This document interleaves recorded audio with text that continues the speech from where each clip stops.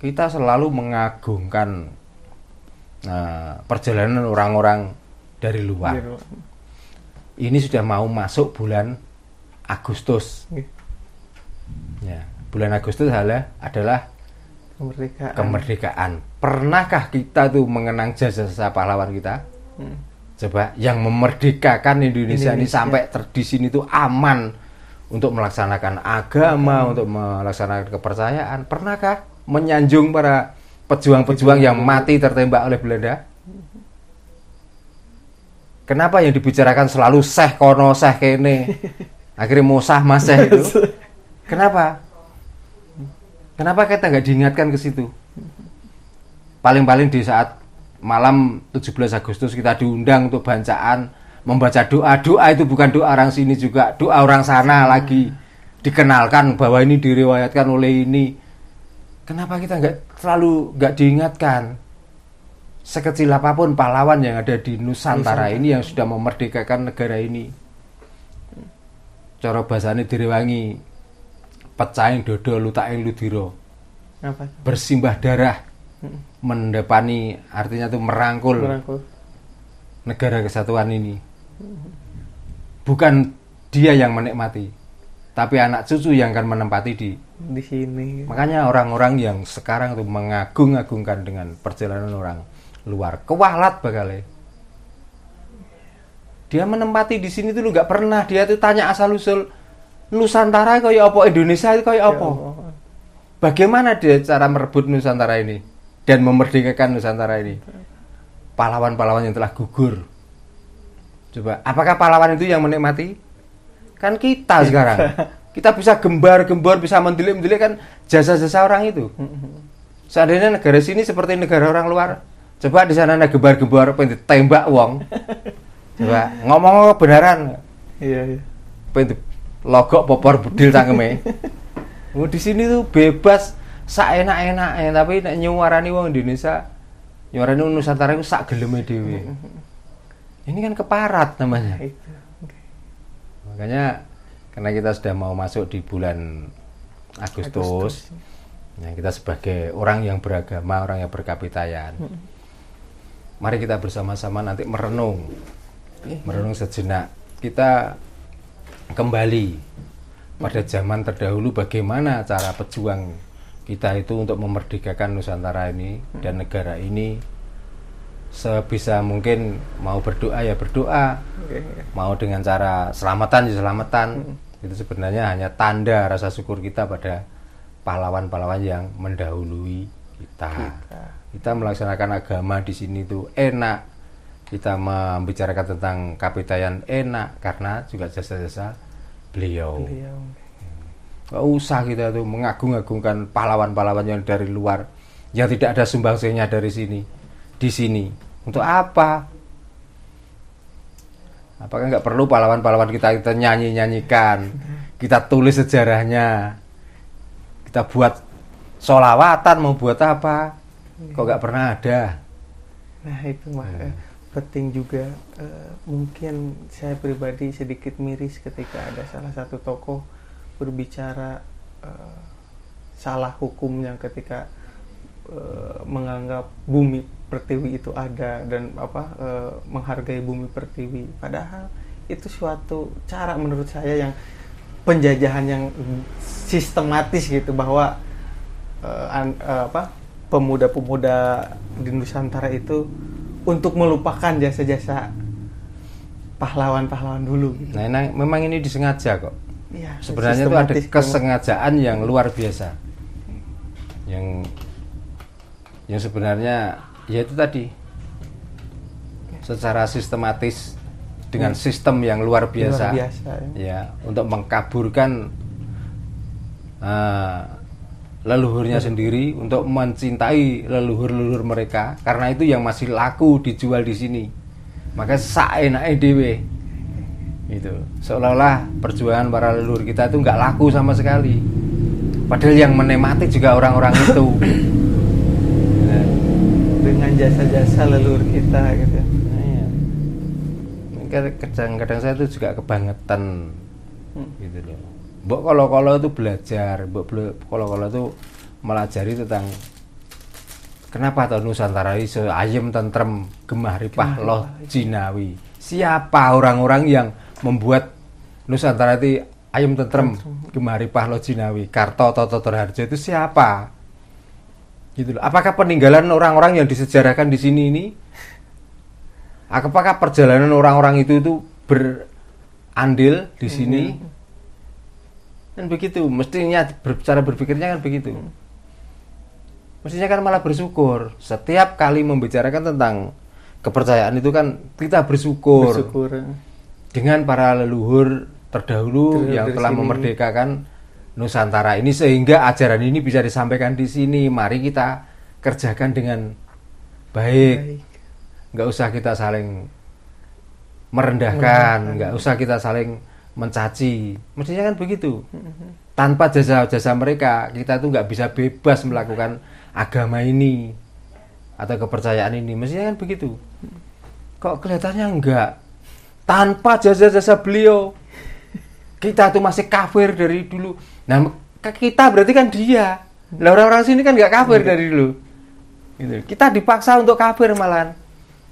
Sebenarnya kita itu sudah orang yang beriman, sudah mempunyai kapitayan. Malah datangnya agama itulah kita kafir. Jadi kafir malahan.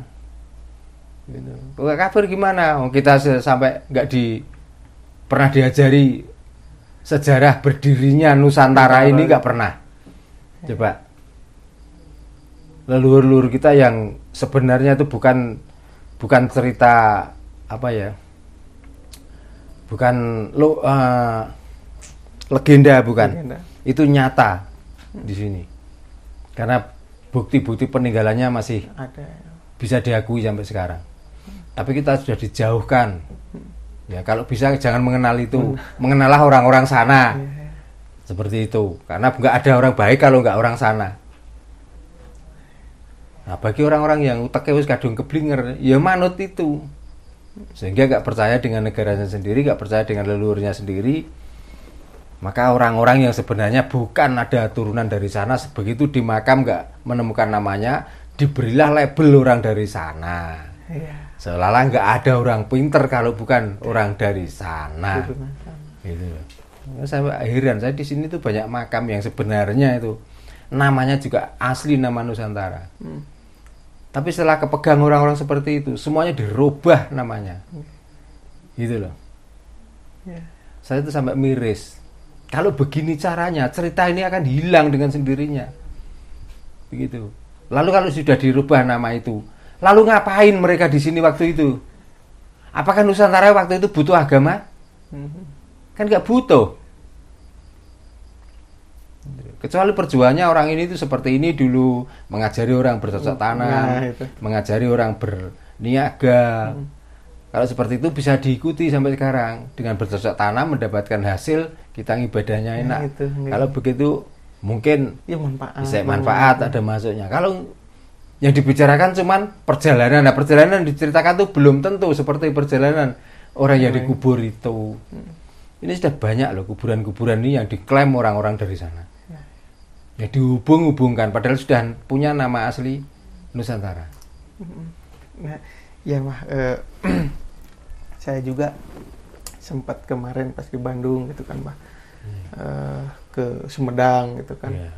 Terus ada salah satu tokoh dari ya kesepuhan gitu yang mempercayai bahwa ini loh dulu bangunan ini itu dibangun sedemikian rupa agar generasi penerus itu mengetahui bahwa ini loh asli Bumi Putra Nusantara. Namun pada tahun sekian ya seperti itu apa yang diceritakan Mbak, bahwa ini dirubah bangunannya menjadi Timur Tengah dan lain-lain. Jadi seakan-akan itu dari sana seperti itu.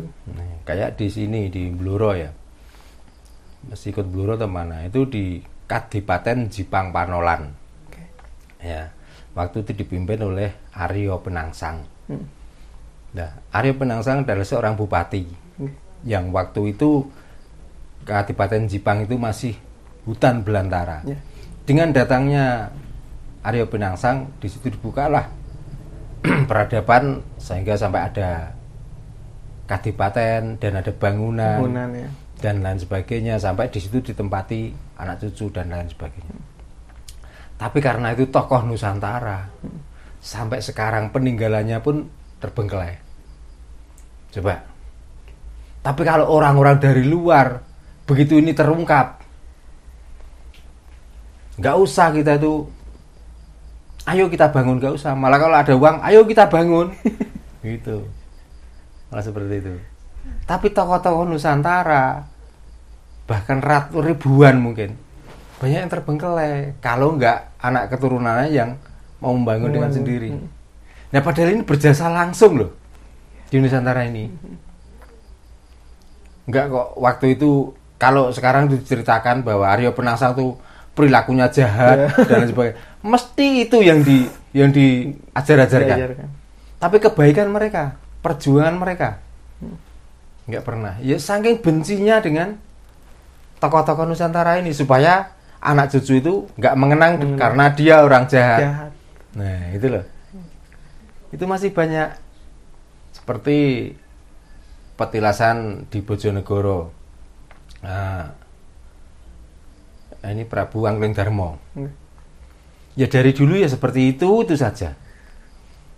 Ini kalau enggak, mungkin pemerintah yang membangun di situ dibuatkan seperti pendopo dan gapurannya dirubah.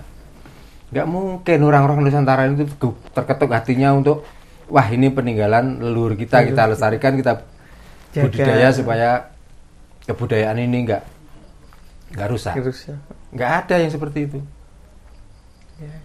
Tapi kalau ada kuburan kuno yang sulit cari tahu siapa ini dulu, langsung diklaim, wah ini namanya ini. Nanti terus jamaah bareng-bareng dibangun. Ya, tempatnya sunyi, dibuatkan rumah yang bagus, didatangi, kasih lampu. Ujung-ujungnya apa? Nanti dapat duit. Namanya yang bukan nama itu, tapi nanti dikasih nama yang dari Timur Tengah, seolah-olah kalau datang dari sana, wah ini orang di sana. Oh, dengan sendirinya pertama itu berarti orang agamis. Ini seolah-olah yang mensiarkan agama di sini. Nah, Nusantara itu nggak butuh agama kok sebenarnya. Karena di sini agama sudah banyak. Tentang perekonomian, negara mana yang waktu itu bisa mengalahkan perekonomian Nusantara? Ya nggak ada. Tentang peradaban, orang Nusantara itu mau lewat di depan orang tua, itu tangannya merunduk sebelah kok. Belum ada ajaran agama loh tuh. Sudah ajaran Toto Kromo, adab asor, sopan santun, gitu kan. Sudah beradab kok.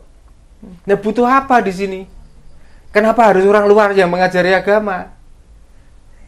Kenapa harus orang luar yang mengajari peradaban? Kenapa? Belum ada agama di sini, sudah banyak kerajaan yang berdiri megah kok. Orang luar belum punya alat transportasi yang canggih, di sini sudah membuat perahu yang sangat besar, bahkan diakui dunia kok. Belum ada alat-alat canggih, di sini sudah ada santet kok. Iya, makanya coba kurang apa sebenarnya di sini? Iya Mbak, kalau kita ngerunut ke belakang kan di sini tuh sumber daya alamnya kaya gitu. Ya, sangat luar biasa. Hidup, gitu. Nah, makanya dari sumber daya yang sangat luar biasa itu didatangkanlah orang-orang sengaja untuk mengacak. Ya, mengacak. Ya, diacak lah supaya supaya orang nggak tahu jati dirinya. Setelah nggak tahu jati dirinya, dia akan mengikuti ajaran mereka, dan setelah itu nanti harta bendanya mudah untuk dinikmati. Sebenarnya cuma itu loh. Makanya walaupun kita itu kecil, walaupun kita itu cuma segelintir, pertahankanlah budaya dan kepercayaan Jawa. Nantilah selamat.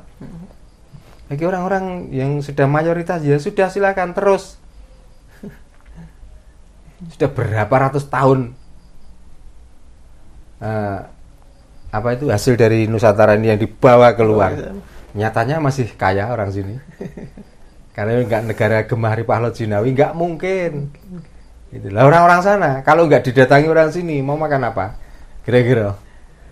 Nah itulah. Nah dari situ maka dipertahankan, didatangkanlah orang-orang yang pintar ngomong, Didatangkanlah orang pintar-pintar menghujat supaya kita itu selalu nggak yakin dengan negara kita sendiri, selalu nggak yakin dengan kapitayan kita sendiri, selalu nggak yakin dengan leluhur kita sendiri. Maka waspadalah, ini sudah saatnya Nusantara ini akan segera bangkit. Kalau sudah bangkit, ya hati-hatilah, karena becik ke titik Allah mesti ketoro gitu. Makanya sekarang sudah banyak para penjual-penjual agama itu yang sudah deg-degan. Karena kapitayan Jawa ini sudah bangkit lagi. Kapitayan itu sudah tidak dipakai belain. Mau nggak mau ya harus nyangkul nanti cari makannya. Mau dijual kemana lagi kepercayaan itu? Ya, terus dibicarakan bahwa agama itu membangun akhlak katanya. Terus mengajarkan kita untuk memanusiakan manusia, tapi berkaca orang Jawa dulu lewat orang tua itu sudah mempunyai adab bahwa ya seperti Mbah tadi sebutkan, tangan tuh dimiringkan kan suatu penghormatan, memanusiakan yang lebih tua katakan. Sekarang buktinya mana? Kalau agama itu mengajarkan tentang akhlak budi luhur, nyatanya orang-orang yang beragama itu akhlaknya udah bujat nyatanya.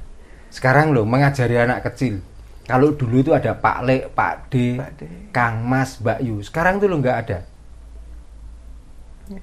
Sing pantese Pak D yo kakak, sing pantese Pak Le yo kakak, yang pantasnya kakak yo kakak. Lah kakak itu loh mengambil dari kosakata apa? Coba. Kalau di sini Kang Mas itu ada kosakatanya. Apa tuh? Kang Mas itu orang tua yang dimuliakan. Seperti kosakatanya dari situ. Jadi Kang itu di atasnya, Mas itu mulia. Coba kalau kakak, apa kosakatanya? Kakak. Coba. Sekarang orang Jawa sendiri sudah banyak yang melupakan Jawanya. Contohnya memberi nama. Sekarang mencari nama, ngasimin, ngatemin, Supandi itu sudah nggak ada. Roto-roto hubungannya, namanya itu sudah di sana lah, sambung-sambungkan dengan sana. Coba. Ya, apa ini kalau dibiarkan nanti orang Jawa apa kan nggak hilang. Nah itulah makanya Cina Londo kari separuh, Cina Londo kari sak judo, wong Jawa sih separuh. Sekarang kelihatannya orang sudah mulai akan kembali kepada jati dirinya. Ini sudah menunjukkan. Gitu. Yang tadinya simbok bapak itu ada panggilan orang tua. Sekarang mama. Kalau sudah Kambonagomo tadi umi. Kambonagomo bapak diganti abi. Coba. Ini kalau enggak apa ya, dogma atau ajaran-ajaran untuk menghilangkan kesejatian kita, enggak mungkin. Gitu loh.